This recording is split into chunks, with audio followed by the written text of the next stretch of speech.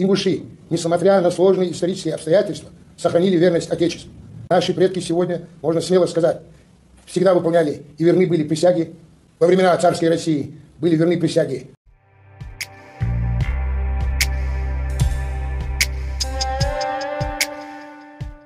Недавнем обращении так называемый Совет Тейпов, который целиком и полностью состоит из закоренелых чеченоненавистников и провокаторов, сделал заявление, что они собрали комиссию и что они готовы решать земельный вопрос о границе только по закону Всевышнего. После этих заявлений чеченцы приняли вызов, но когда дело дошло до реального шариатского процесса, ингуши дали заднего. О каком шариате могут говорить люди, вечно занимающиеся провокациями и раздором между чеченцами и ингушами, мы говорить не будем.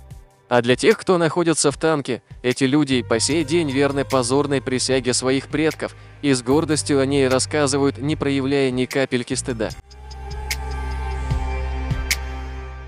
О каком шариате вы говорите, гордясь этой позорной присяге ваших предков? Зачитаем вам некоторые пункты из акта присяги ингушей, чтобы развеять все сомнения.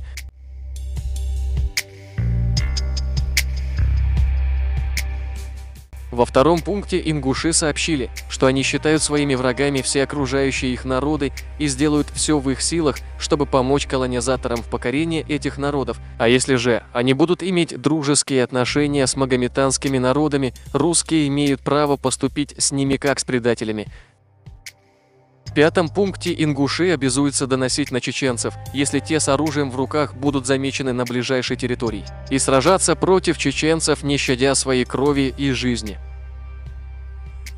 В девятом пункте сообщается, если кто-либо из ингушей примет у себя неприязненные России чеченцев, то они обязаны будут об этом сообщить своему начальству. А тот ингуш, который укрывал чеченцев, будет изгнан из народа за предательство, а имущество его будет передано русским.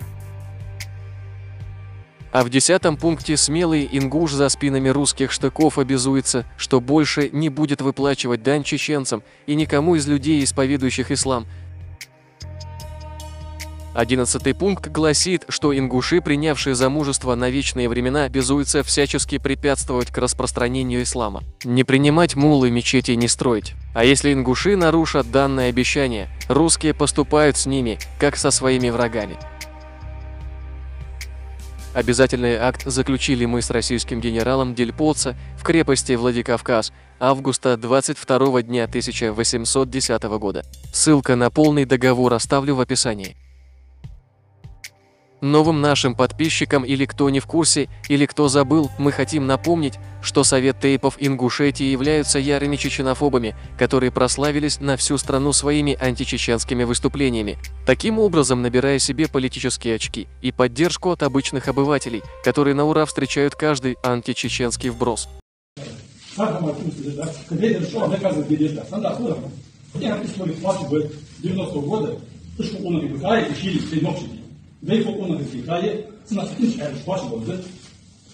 К Совету Тейпов у нас возник резонный вопрос: где вы были в 92 году и где вы показали себя достойными мужчинами?